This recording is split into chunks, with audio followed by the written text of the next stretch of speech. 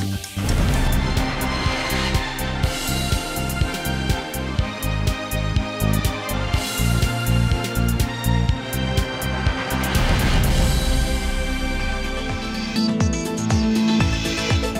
জেলার উপর বইছে তাপপ্রবাহ, অসুস্থ হচ্ছে শিশু বয়স্করা, হাসপাতালে রোগীর চাপ।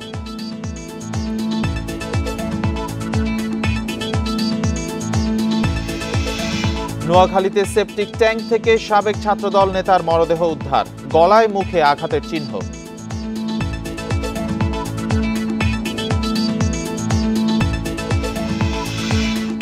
গাজীপুরের শ্রীপুরে বনভূমি থেকে অর্ধ শতাধিক অবৈধ স্থাপনা উচ্ছেদ, দখলমুক্ত হল 4 একর জমি।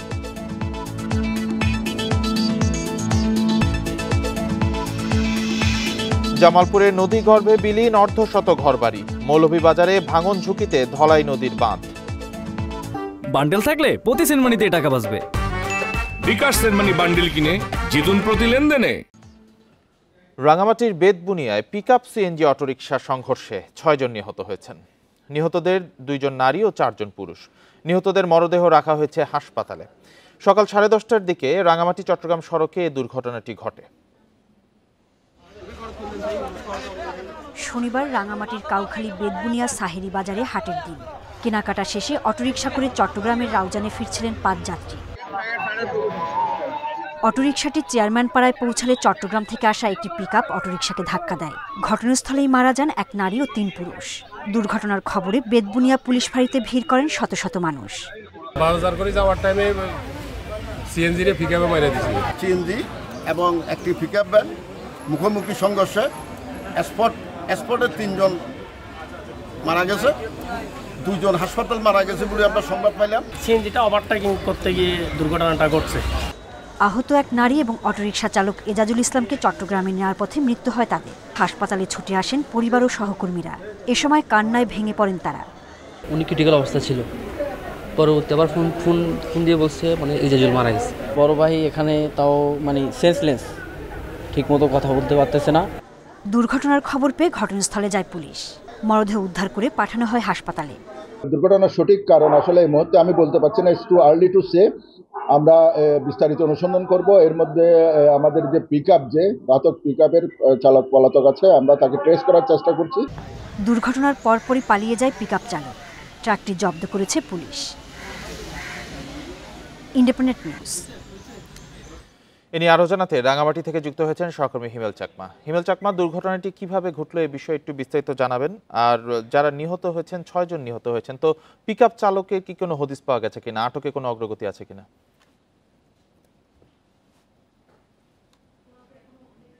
আটকের কোনো অগ্রগতি নেই। আমি দুর্ঘটনার কথা যদি বলি, সকাল 10:30টার দিকে আজকে মূলত কাউখালীর বেতবুনিয়ার সাহেরি বাজার ছিল, হাটের দিন। মূলত হাটের দিনে কেনাকাটা শেষে চট্টগ্রামের রাউজানের উদ্দেশ্যে যাত্রীবাহী যে সিএনজি অটোরিকশা যাচ্ছিল 10:30টার দিকে। চেয়ারম্যান পাড়া যখন সিএনজিতে পৌঁছায়, তখন বিপরীত দিক থেকে আসা একটি পিকআপ, অর্থাৎ কাঠের তক্তা বোঝা একটি ট্রাক এসে সজোরে ধাক্কা দিলে মূলত ঘটনাস্থলে হতাহতের ঘটনা ঘটে। স্পটে 4 জন নিহত হয়। তার মধ্যে 1 জন নারী ছিল। আর হসপিটালে নেওয়ার পথে যে চালক তিনি মারা যায় এবং একজন মিনু মারমা নামে আরেকজন মারা যায়। সর্বশেষ এই ঘটনায় 6 জন মারা যায়। তো তাদের মধ্যে আমি যদি বলি তৈয়ব আলী, তারপরে হচ্ছে নূর নাহার বেগম, তারপরে হচ্ছে মাহমুদুর রহমান, এজাজুল ইসলাম, তারপরে হচ্ছে জয়নাল আবেদিন এবং মিনু মারমা। এরা হচ্ছে চট্টগ্রাম, রাউজান, হাটাসারি এবং বেতবুনিয়ার এলাকারই বাসিন্দা। তো এই যে ঘটনার পরে ডেড বডি গুলো উদ্ধার করে বর্তমানে রাঙামাটি জেনারেল হসপিটালের মর্গে আনা হয়েছে 3 জনকে।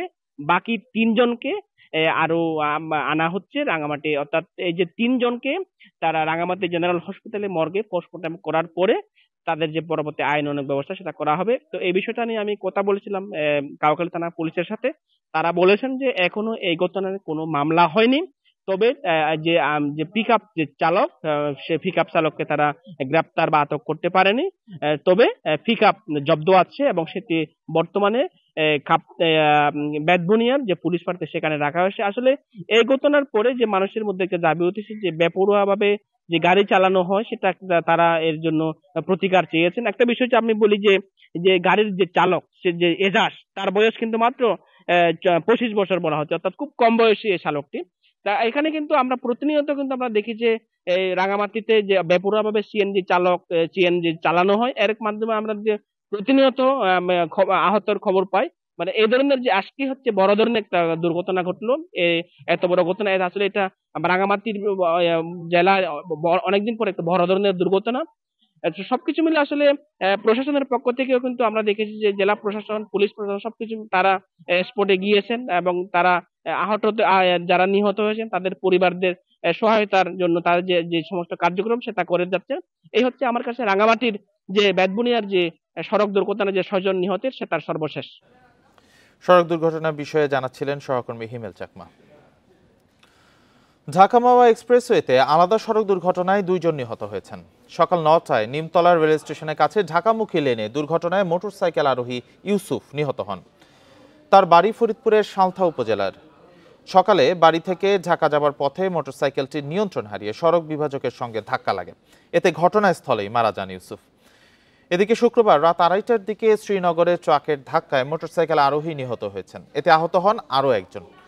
পুলিশ জানায় মোটরসাইকেলে করে 2 জন মাওয়া থেকে ঢাকার পথে হাসারা ব্রিজের কাছে পৌঁছালে একটি ট্রাক তাদেরকে ধাক্কা দেয়। হাসপাতালে নেওয়া হলে চিকিৎসক একজনকে মৃত ঘোষণা করেন।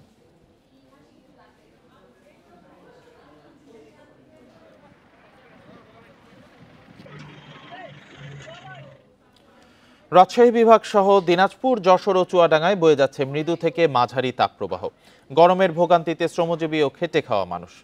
এদিকে আবহাওয়া পরিবর্তনের জেরে প্রকোপ বেড়েছে ডায়রিয়া সহ নানান রোগের।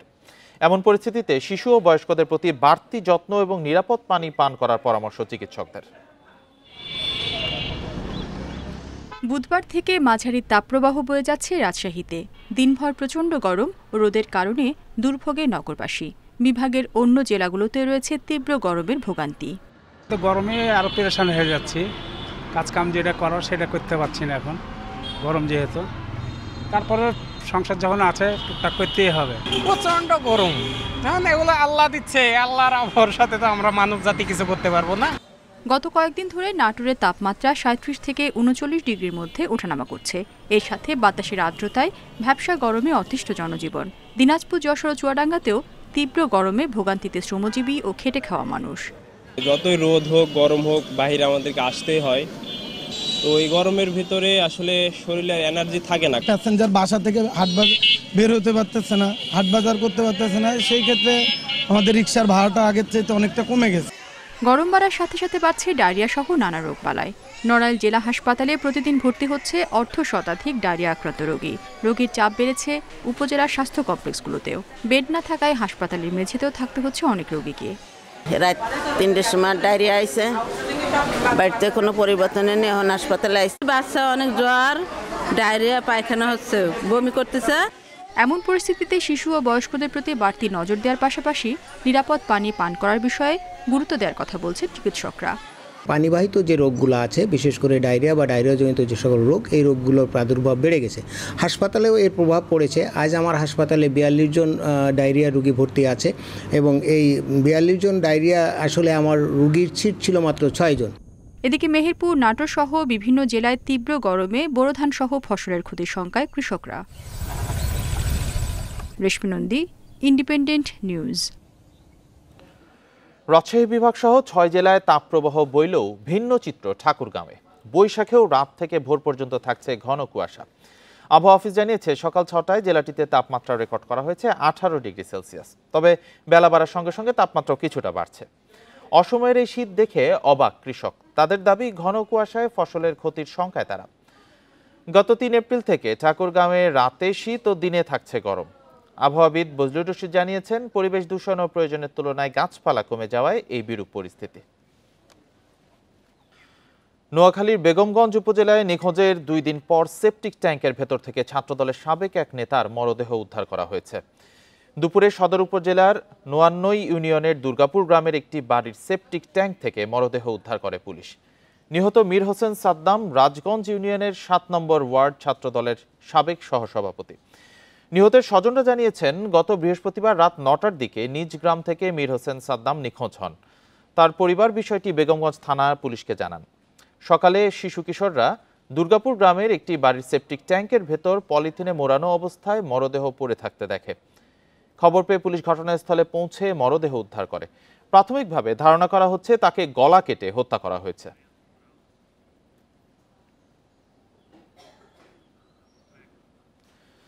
গাজীপুরের শ্রীপুরে বনভূমি দখল করে গড়ে তোলা অবৈধ বসতবাড়ি ও স্থাপনা উচ্ছেদে যৌথ অভিযান পরিচালনা করা হয়েছে। সকাল থেকে উপজেলার তালতলী, পোলাইদ ও সাইটালিয়া গ্রামে এ উচ্ছেদ অভিযান চালানো হয়। শ্রীপুর উপজেলা নির্বাহী কর্মকর্তা জানায়, ৫ই আগস্টের পরপরই সংরক্ষিত বনভূমি দখল করে অবৈধভাবে বিভিন্ন স্থাপনা গড়ে তোলে একটি কুচক্রী মহল। তাই অভিযান চালিয়ে বনভূমির জায়গায় গড়ে ওঠা ৫৬টি স্থাপনা গুড়িয়ে দেওয়া হয়। দখলমুক্ত করা হয় বনভূমির ৪ একর জায়গা। উদ্ধারকৃত বনভূমির আনুমানিক বাজার মূল্য ২০ কোটি টাকা। অভিযানে পুলিশ, সেনাবাহিনী, র্যাব, বিজিবি, আনসার ও বন বিভাগের ৪ শতাধিক সদস্য সহযোগিতা করেন। এ ধরনের অভিযান অব্যাহত থাকবে বলেও জানান নির্বাহী কর্মকর্তা।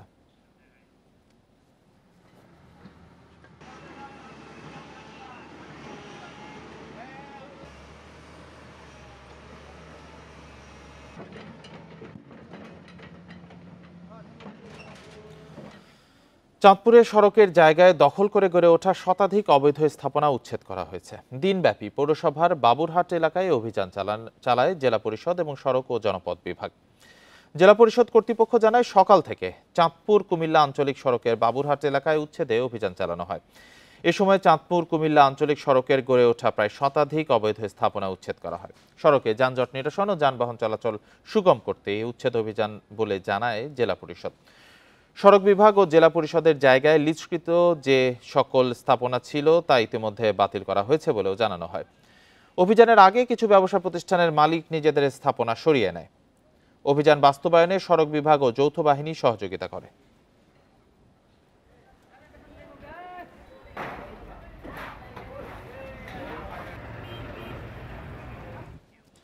জামালপুরের দেওয়ানগঞ্জে যমুনা নদীর ভাঙনে আতঙ্কিত এলাকার মানুষ।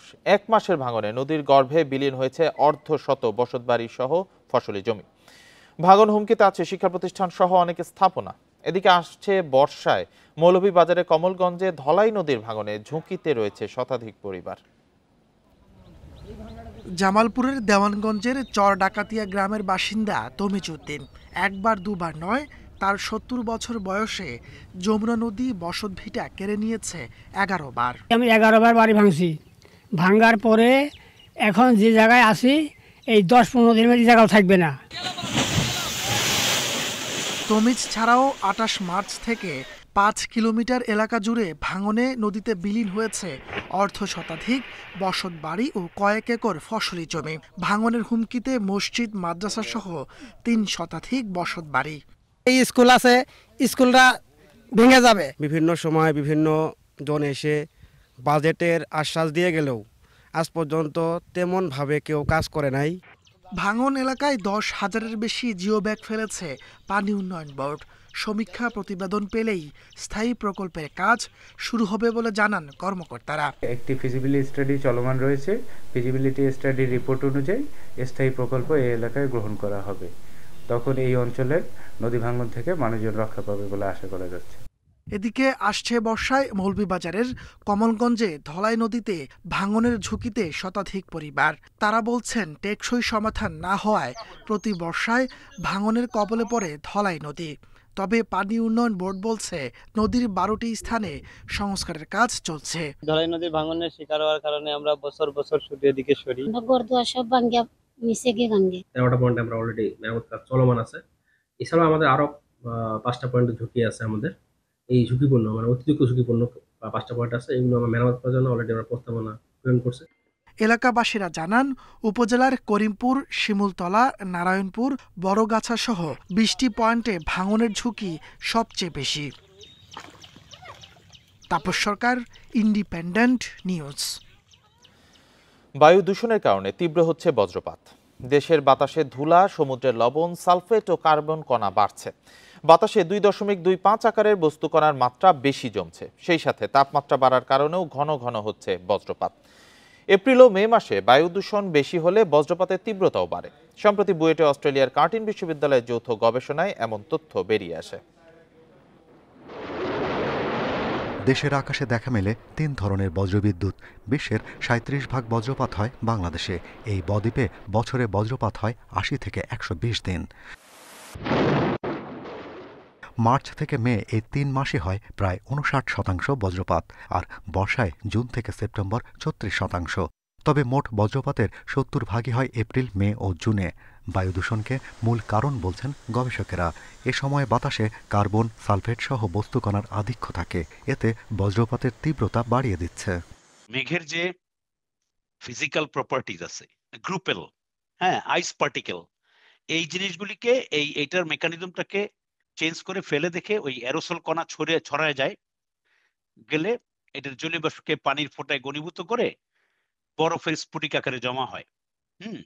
তো এইসব স্ফটিকের মধ্যে যখন সংঘর্ষ বেশি হয় তখনই চার্জ উৎপন্ন হয়ে বজ্রপাত হয়। সমুদ্র পৃষ্ঠের তাপমাত্রা বৃদ্ধির সাথে উত্তর পশ্চিম থেকে আসা গরম বাতাস সঙ্গে স্থানীয় উত্তপ্ত আবহাওয়া মিলে তীব্র হচ্ছে তাপপ্রবাহ। গবেষকেরা বলছেন, কোথাও 1 ডিগ্রি উষ্ণতা বাড়লে বজ্রপাত বাড়ে 12%। উত্তর পশ্চিম দিক থেকে আসা বাতাস এবং এই জলীয়বাষ্প সমৃদ্ধ বাতাসের মিথস্ক্রিয়ার ফলে এই বজ্রমেঘ তৈরির ঘনঘটা বৃদ্ধি পেয়েছে। শুধু সমুদ্র পৃষ্ঠের তাপমাত্রা যে বৃদ্ধি পেয়েছে তা নয়, আমাদের ল্যান্ড সারফেস টেম্পারেচারও বৃদ্ধি পেয়েছে। সুতরাং বাড়তি যোগান দিচ্ছে এইসব বজ্রমেঘ তৈরির ক্ষেত্রে ল্যান্ড সারফেস টেম্পারেচারও। মৌসুমি বায়ু দেশের আকাশে আসার আগেই 2 মাস এপ্রিল ও মেতে সিলেট, সুনামগঞ্জ ও মৌলভীবাজারে এর প্রকোপ থাকে বেশি। বর্ষায় তীব্রতা বাড়ে সুনামগঞ্জ, রাঙামাটি ও চট্টগ্রামে। শীতে বেশি আক্রান্ত হয় খুলনা, সাতক্ষীরা, বাগেরহাটের মানুষ। সম্প্রতি বজ্রপাত কবলিত জেলার সংখ্যা বাড়ছে বলে জানিয়েছেন গবেষকেরা। Shahriar Anirban, Independent News, Dhaka. জুলাই আগস্টে হামলায় জড়িত নিষিদ্ধ সংগঠন ছাত্রলীগের বিচারের দাবিতে বিক্ষোভ মিছিল করেছে জাহাঙ্গীরনগর বিশ্ববিদ্যালয় ছাত্রদলের নেতাকর্মীরা। এ সময় উপাচার্য বরাবর স্মারকলিপি জমা দেয় বিক্ষোভকারীরা। সকালে বিশ্ববিদ্যালয়ের পরিবহন চত্বর থেকে বিক্ষোভ মিছিলটি বের হয়ে প্রশাসনিক ভবনের সামনে গিয়ে শেষ হয়। মিছিল শেষে সমাবেশ করে ছাত্রদলের নেতাকর্মীরা। অভিযোগ করেন, ছাত্রলীগের নেতাকর্মীদের বিচার না হওয়ায় প্রকাশ্যে ক্যাম্পাসে ঘোরাঘুরি করছে, এমনকি তারা পুনর্বাসনের চেষ্টাও চালাচ্ছে। পরে নিষিদ্ধ সংগঠন ছাত্রলীগের বিচারের দাবি জানিয়ে স্মারকলিপি জমা দেয় ছাত্রদলের নেতাকর্মীরা।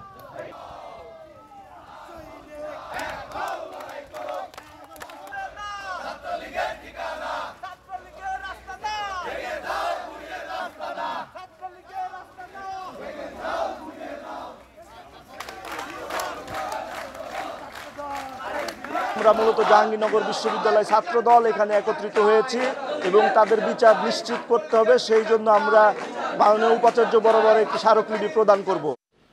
চট্টগ্রামের রাউজানে গত কয়েক মাসের সংগঠিত হত্যাকাণ্ডের সাথে রাজনীতির সম্পৃক্ততা নেই বলে দাবি করেছেন উত্তর জেলা বিএনপির আহ্বায়ক গোলাম আকবর খন্দকার। দুপুরে চট্টগ্রাম উত্তর জেলা বিএনপির দলীয় কার্যালয়ে নসিমন ভবনে আয়োজিত সংবাদ সম্মেলনে তিনি বলেন, রাউজানে মাটি কাটা, খালের বালু উত্তোলন, ঠিকাদারদের কাছ থেকে চাঁদা আদায় সহ বিভিন্ন কারণে হত্যার ঘটনা ঘটছে। সন্ত্রাসীরা অপরাধ থেকে বাঁচতে রাজনীতিকে ঢাল হিসেবে ব্যবহার করছে।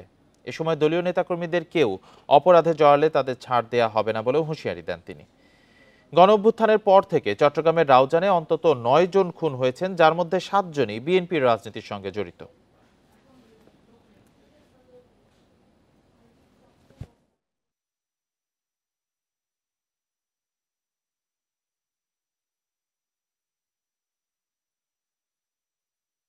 রাউজানে পর্যায়ক্রমে 5 আগস্টের পরে বেশ কয়েকটি হত্যাকাণ্ড হয়েছে।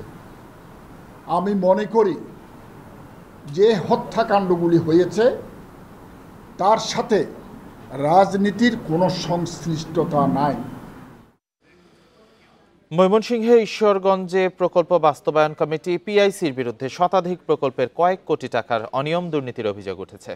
কাজ না করেই প্রকল্পের নামে বেনামে টাকা আত্মসাৎ করেন এলজিইর সাবেক উপজেলা প্রকৌশলী আয়েশা আক্তার সহ সংশ্লিষ্টরা। আর দুর্নীতি আড়াল করতে প্রকল্পের কাগজপত্র অফিস থেকে গায়েব করা হয়। ময়মনসিংহের চরশঙ্কর গ্রামের নয়ন মিয়া একটি সাবমার্সিবল পাম্প বসানোর জন্য কাগজপত্র জমা দেন। 2024-25 অর্থ বছরে পিআইসির আওতায় পাম্প নির্মাণে 1,20,000 টাকা বরাদ্দ আসে, কিন্তু কাজ না করেই পুরো টাকা আত্মসাতের অভিযোগ উঠেছে। একই গ্রামের সাবেক ইউপি সদস্য আবুল কাশিমের নামে সাবমার্সিবলের টাকাও একইভাবে আত্মসাৎ করা হয়, অথচ সুবিধাভোগীরা টাকা বরাদ্দের বিষয়টি জানেন না। চেয়ারম্যানে বলতেছেন তুমি কাগজপত্রগুলা দেবো মায়ে, পরে আমি বুড়া রেও গার্ডের ফটোকপি দিছি, টাকা উত্তোলন হয়েছে কিন্তু আমি তো মাল পাই নাই। উপজেলা প্রকৌশলী বলছেন প্রকল্পের নামে টাকা তোলা হলেও কাজ হয়নি। আর উপজেলা নির্বাহী কর্মকর্তা জানিয়েছেন আত্মসাৎ করা প্রকল্প বাতিল করে নতুন প্রকল্প নেওয়া হয়েছে। ফাইল বা প্রাক্কলন কোনো কিছুই নাই, এটা সম্পূর্ণ ইউনো অফিস থেকে নিয়ন্ত্রণ করা হয়। ওইখানে আদৌ ফাইল আছে না নাই তাও আমার জানা নাই। প্রকল্পগুলো আসলে ওই ধরনের গুরুত্বপূর্ণ ছিল না, তো এই জন্য আমাদের জনপ্রতিনিধিরা নতুন করে আবার প্রকল্প সাবমিট করেছে গত 10-12 দিন আগে। দেখি আমরা আমাদের যে এডিবির যে নতুন করে আবার করব।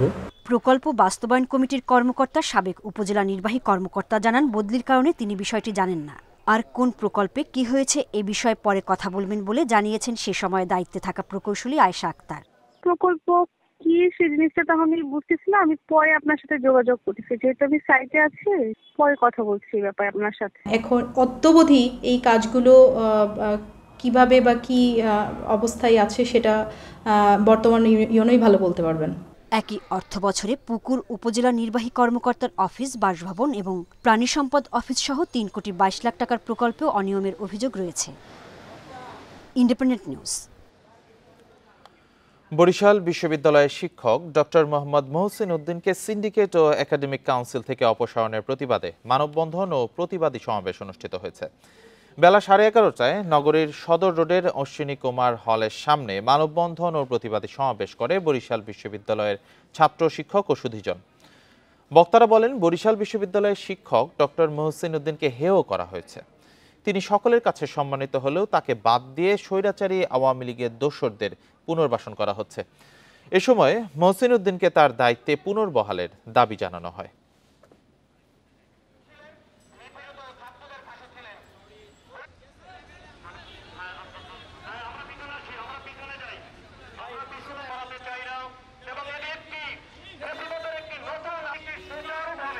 ডক্টর মোহাম্মদ মহসিন উদ্দিন স্যারকে বরিশাল বিশ্ববিদ্যালয়ে যেভাবে হেয় প্রতিপন্ন করা হয়েছে সেটা সম্পূর্ণ স্বেচ্ছাচারী। আমরা চাচ্ছি আমাদের সম্মানিত শিক্ষক ডক্টর মোহাম্মদ মহসিন স্যারকে তাকে যে পদ থেকে অব্যাহতি দেওয়া হয়েছে সেই পদে সসম্মানে এবং শিক্ষকের মর্যাদাহানির জন্য ক্ষমা চেয়ে পুনর্বহাল করা হোক। লক্ষ্মীপুরে 4.5 বছরের এক শিশুকে ধর্ষণ চেষ্টার অভিযোগে হারুনুর রশিদ নামে এক ব্যক্তিকে গ্রেপ্তার করা হয়েছে। দুপুরে আদালতের মাধ্যমে তাকে জেল হাজতে প্রেরণ করা হয়েছে। পুলিশ ও ভুক্তভোগীর পরিবার জানায়, শুক্রবার বিকেলে বাড়ির উঠানে খেলাধুলা করছিল শিশুটি। এ সময় কৌশলে ওই শিশুকে সুপারি বাগানে ডেকে নেয় হারুনুর রশিদ। এক পর্যায়ে শিশুটি চিৎকারে আশেপাশের লোকজন এগিয়ে এসে তাকে উদ্ধার করে। এ সময় হারুনকে আটক করে পুলিশে দেয় স্থানীয়রা। এই ঘটনায় হারুনকে আসামি করে নারী ও শিশু নির্যাতন দমন আইনে মামলা করেন ভুক্তভোগীর মা। মামলায় হারুনকে গ্রেপ্তার দেখিয়ে আদালতের মাধ্যমে জেল হাজতে প্রেরণ করা হয়েছে।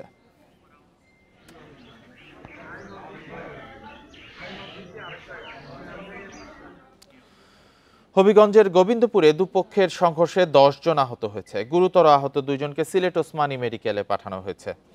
সদর উপজেলার তেঘরিয়া ইউনিয়নের গোবিন্দপুর গ্রামে আব্দুস সালাম ও সুজন মিয়ার সাথে গরুর ধান খাওয়া নিয়ে সংঘর্ষ হয়। এরই জেরে সকালে সালাম ও সুজন মিয়ার লোকজন দেশীয় অস্ত্র নিয়ে সংঘর্ষে জড়িয়ে পড়ে। এতে উভয় পক্ষের 10 জন আহত হয়। ঘটনাস্থল পরিদর্শন করে আইনগত ব্যবস্থা নেওয়ার কথা জানায় পুলিশ।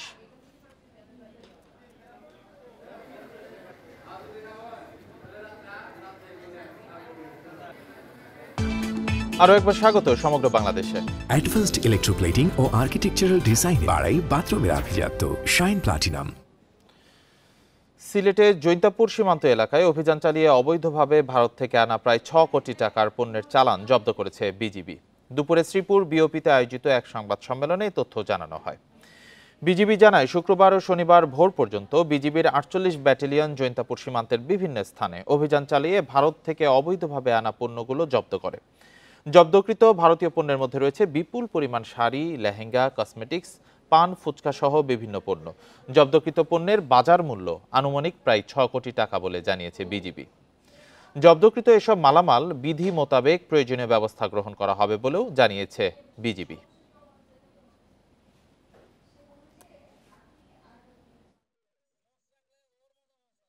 অনেকগুলো দল কাজ করেছে, বিশেষ করে আমাদের সংগ্রাম, বিওপির দায়িত্বপূর্ণ এলাকা, তারপর তামাবিল, শ্রীপুর, প্রতাপপুর সীমান্তবর্তী এলাকা থেকে আমরা এই সমস্ত চোরাচালানি পণ্য আটক করেছি, যার আনুমানিক আটক মূল্য বা সিজার মূল্য হবে প্রায় 6 কোটির মতো। বরিশাল শেরেবাংলা মেডিকেল কলেজ হাসপাতালে রোগ নির্ণয়ে 26টি নতুন মেশিন স্থাপন করা হয়েছে। প্রতিদিন 1000 রোগ নির্ণয় পরীক্ষা করা হচ্ছে হাসপাতালে। খরচ হচ্ছে সর্বনিম্ন 20 টাকা থেকে সর্বোচ্চ 1000 টাকা পর্যন্ত। তবে প্যাথোলজি বিভাগে ডাক্তার ও মেডিকেল টেকনোলজিস্ট বাড়ানোর দাবি রোগীদের। বরিশাল শেরেবাংলা মেডিকেলে এপ্রিলের শুরুতে স্থাপন করা হয়েছে ইটিআই 4 রঙের ড্রপার আল্ট্রাসোনোগ্রাম, ডেন্টাল এক্সরে সহ রোগ নির্ণয়ের অত্যাধুনিক 26টি মেশিন। এতে সর্বনিম্ন 20 টাকা থেকে সর্বোচ্চ 1000 টাকা খরচ হচ্ছে রোগীদের। পরীক্ষা নিরীক্ষার জন্য ডায়াগনস্টিকগুলো খরচ হতো 200 থেকে 4500 টাকা। কম খরচে আধুনিক মেশিনে রোগ নির্ণয় পরীক্ষা করতে পেরে খুশি রোগীরা। খুবই কম টাকায় আমরা টেস্ট করাইতে পারতেছি। আমরা এখানে আরও একটু ম্যান পাওয়ারটা বাড়ানো চাই, সরকার থেকে যদি একটু ম্যান পাওয়ারটা বাড়ায় দেয় আমরা আরও উপকৃত হব। নতুন মেশিনগুলো আসার পরে রোগীদের ভোগান্তি অনেক কমে গেছে। আমরা এখানে প্রতিদিন 300-400 পেশেন্ট এবং সহস্রাধিক টেস্ট দৈনিক করে থাকি এবং কাজের ক্ষেত্রে এই মেশিনগুলো আসায় আমাদের অনেক সুবিধা হয়েছে। তবে প্যাথোলজি বিভাগে ডাক্তার ও টেকনোলজিস্টের 60 জনবলের বিপরীতে আছে 26 জন। আধুনিক যন্ত্রপাতি থাকার পরও রোগীর ভিড় সামলাতে হিমশিম খাচ্ছেন তারা। আমাদের প্রশিক্ষিত আরও জনবলের দরকার, সেটাও দরকার এবং রিয়েজেন্ট সাপ্লাইটাকে আসলে নিশ্চিত করতেই হবে, না হলে আমরা রোগীকে কন্টিনিউয়াস সেবাটা দিতে পারবো না। নতুন নিয়োগ না পাওয়া পর্যন্ত স্বল্প জনবল দিয়ে সেবা চালিয়ে যাওয়ার পরামর্শ হাসপাতালের পরিচালকের। আমরা যারা নিজ উদ্যোগে ট্রেনিং করি, বিভিন্ন আমাদের যে প্রতিষ্ঠান ডেভেলপ করছে, আমরা আমার সময় নিজেরা সিস্টারদেরকে পাঠাই বা প্যারামেডিকদেরকে পাঠিয়ে কিন্তু আমরা লোকালি ট্রেনিং করে নিই। ওরা এসে আবার ট্রেন অফ দ্য ট্রেনার্স, ওরা এসে নিজের লোকদের আমাদেরকে শেখায়। এইভাবে কিন্তু আমরা চলতেছে। বরিশাল শেরেবাংলা মেডিকেল কলেজ হাসপাতালে প্রতিদিন অন্তত 6000 রোগী সেবা নিতে আসছেন। Independent news. সার, কীটনাশক ও শ্রমিকের খরচ বেশি হয় ধান, গম ইত্যাদি ফসলের পরিবর্তে বিভিন্ন ফল চাষে ঝুঁকছেন নাটোরের বেশিরভাগ কৃষক। এতে লাভের পরিমাণও বেড়েছে বলে দাবি তাদের। তবে এই অবস্থা চলতে থাকলে নাটোরে খাদ্যশস্য উৎপাদন কমে গিয়ে বিরূপ প্রভাব পড়তে পারে অর্থনীতিতে। নাটোরের একদিকে হালতি বিল, অন্যদিকে চলন বিল। বর্ষায় বিলগুলো পানিতে টইটম্বুর থাকলেও শুকনো মৌসুমে বিস্তীর্ণ এলাকা জুড়ে ধান, গম, পাট সহ বিভিন্ন ফসল আবাদ হতো। তবে এখন পাল্টে গেছে সে চিত্র। কৃষকরা রবি শস্যের বদলে আবাদ করছেন আম, লিচু সহ বিভিন্ন ফল। কৃষকরা জানিয়েছেন রবি শস্য আবাদের দিন দিন খরচ বেড়েই যাচ্ছে, তবে সে তুলনায় তেমন লাভ হয় না। আবহাওয়ার প্রভাব, কীটনাশকের মূল্যবৃদ্ধি, সার ও শ্রমিকের সংকটে হিমশিম খেতে হয় কৃষকদের। অন্যদিকে আম, লিচু সহ বিভিন্ন ফল আবাদে লাভ হয় বেশি। আবাদ করতে যা সার পাচ্ছি না, সার নিতে গেলে অনেক ডিলার কাছে গেলে পারে ওই সরকারি সার নাই। কৃষিকাজ লোকজন খাটায় কাজ করব, সেই খাটায় গেলে আমাদের টাকা পয়সা আরো বেশি খরচ হচ্ছে। কোনো ফসল করে লাভবান হতে পারতেছি না, তাই আমরা এখন এই লেবু বাগান, লিচু বাগান করে জীবিকা নির্বাহ করার চেষ্টা করতেছি। জেলা হর্টিকালচার সেন্টারের হিসাব বলছে 2021-22 অর্থ বছরে ফল চাষ হয়েছিল 9862 হেক্টরে। প্রতি বছর ধাপে ধাপে বেড়ে এখন 11000 হেক্টরের বেশি জমিতে আবাদ হচ্ছে বিভিন্ন ফল। মূলত আম, যেটি অসময়ে আবাদের জন্য উৎসাহিত করা হচ্ছে এবং বিভিন্ন ধরনের ভ্যারাইটিও এসছে যেগুলো অসময়ে আবাদ হচ্ছে এবং অসময়ে আবাদ হওয়ার জন্য কৃষকরা দাম পাচ্ছে। তবে সারের সংকট নেই বলে দাবি কৃষি বিভাগের। আর এ নিয়ে কেউ কারসাজি করলে আইন অনুযায়ী ব্যবস্থা নেওয়া হবে বলে জানিয়েছে জেলা প্রশাসন। ডিলাররা অধিক মূল্যে যে সার বিক্রি করে, এই ধরনের কোনো অভিযোগ বা কোনো রকমের কোনো কমপ্লেইন আমাদের কাছে আসেনি। যদি আমরা এই ধরনের কোনো অভিযোগ পাই, সে বিষয়ে আমরা প্রয়োজনীয় ব্যবস্থা নিব। চলতি বছর নাটোরে ধান, গম, পাট সহ অন্যান্য ফসলের আবাদ হয়েছে 1,57,000 হেক্টর জমিতে। গেল 4 বছরে কমেছে 2000 হেক্টর। Independent news. পুরোদমে ধান কাটা শুরু হয়েছে চুয়াডাঙ্গায়। এবছর ফলন ভালো হওয়ায় কৃষকরা খুশি। তারা জানান এবছর ফলন ভালো হয়েছে। ধান চাষে প্রয়োজনীয় সবকিছুর দাম বেশি হওয়ায় খরচ বেড়ে গেছে, তবে প্রাকৃতিক দুর্যোগ এবং পোকামাকড়ের আক্রমণ না থাকায় কৃষক লাভবান হবেন। শ্রমিক সংকট থাকায় কৃষকদের কিছুটা অসুবিধায় পড়তে হয়েছে। চুয়াডাঙ্গা কৃষি সম্প্রসারণ অধিদপ্তর সূত্রে জানা গেছে, এবছর 35,732 হেক্টর জমিতে ধান চাষ হয়েছে। লক্ষ্যমাত্রা ছিল 36,400 হেক্টর জমিতে ধান চাষ। এবছর উৎপাদন ভালো হওয়ায় আগামী বছর আবাদ আরও বাড়ার আশা রয়েছে।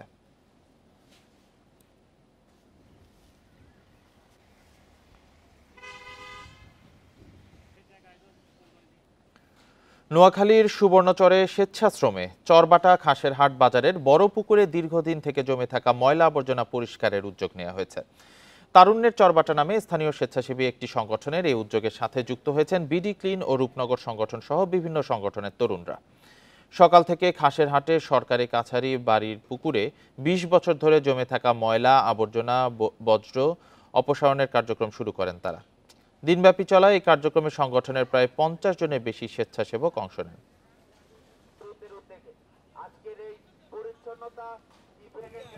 একটা হচ্ছে পুকুর পরিষ্কার, আরেকটি হচ্ছে পুকুরের যে ময়লাগুলা রাস্তায় মানে বাজারের ময়লাগুলা যেগুলা পুকুরের পাড়ে ফেলছে, এই ময়লাগুলা আমরা পরিষ্কার করে নির্দিষ্ট ডাম্পিং স্টেশনে ফেলবো।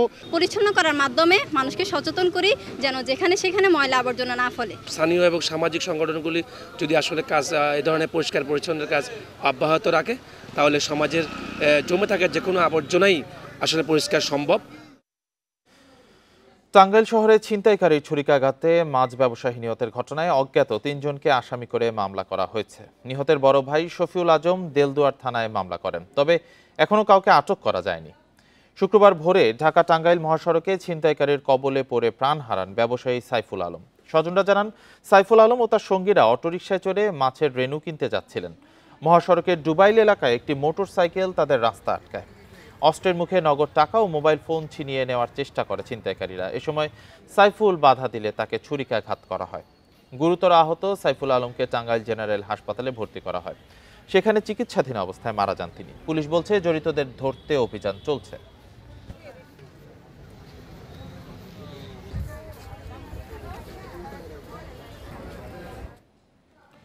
রাজবাড়ীর পাংশায় এক কৃষকের কয়েকশো পেঁপে, পেয়ারা ও আম গাছ কেটে দিয়েছে দুর্বৃত্তরা। শুক্রবার রাতে উপজেলার সরিষা ইউনিয়নে এই ঘটনা ঘটে। ক্ষতিগ্রস্ত ওই কৃষকের নাম সালাউদ্দিন আহমেদ হীরক। তিনি জানান, 3 বছর আগে 15 একর জমিতে ফলের বাগান করেছিলেন। গত রাতে তার বাগানের গাছের গোড়া থেকে কেটে দিয়েছে দুর্বৃত্তরা। সকালে মাঠে গিয়ে গাছগুলো কাটা অবস্থায় দেখতে পান ওই কৃষক।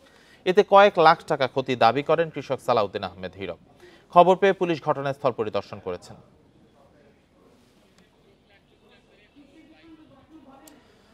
দিনাজপুরের ফুলবাড়িতে বসেছে প্রায় 200 বছরের ঐতিহ্যবাহী বুড়া চিন্তামন মেলা।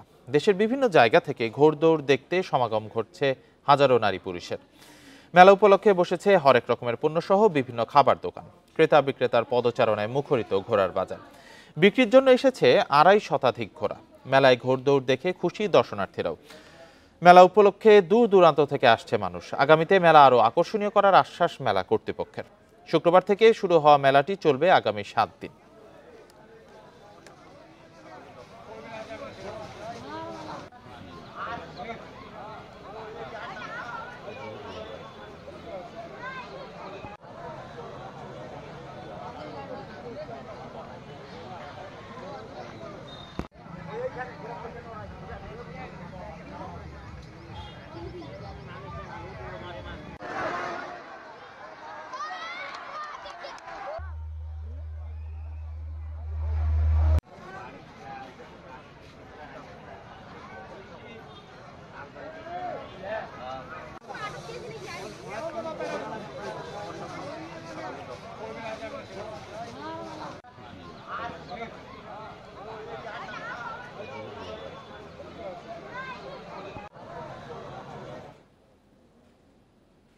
আর এই ছিল সমগ্র বাংলাদেশের আয়োজনে। ইন্ডিপেন্ডেন্ট টেলিভিশনের সব খবর আরো বিস্তারিত জানতে চোখ রাখুন ফেসবুক, ইউটিউব, এক্সে। এতক্ষণ যারা সাথে ছিলেন ধন্যবাদ সবাইকে। আমন্ত্রণ আমাদের পরের আয়োজনে।